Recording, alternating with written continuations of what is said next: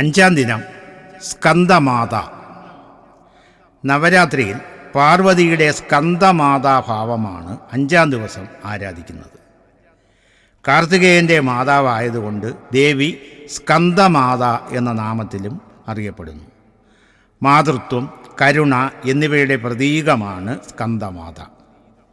സുബ്രഹ്മണ്യനൊപ്പം സിംഹത്തിൻ്റെ പുറത്ത് ദേവി സഞ്ചരിക്കുന്നു. 2 കൈകളിൽ താമരയും 1 കൈയിൽ വർമ്മമുദ്രയും ധരിച്ചിരിക്കുന്നു. സ്കന്ദമാത മന്ത്രം ജപിക്കുന്നത് മനസമാധാനം പ്രദാനം ചെയ്യുന്നു. ഭൗതികമായി എന്തൊക്കെ വാരിക്കൂട്ടിയാലും മർത്യ മനസ്സ് അസംതൃപ്തമായിരിക്കും. പുറത്തെ സമ്പത്തല്ല, ശാന്തചിത്തമാകുന്ന സമ്പത്താണ് ഏറ്റവും വിലപ്പെട്ടതെന്ന് ഈ മന്ത്രജപത്തിലൂടെ നമുക്ക് ബോധ്യമാകും. സിംഹാസനഗതാ നിത്യം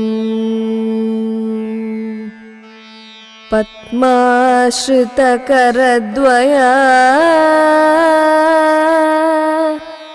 ശുഭദാസ്തു സദാ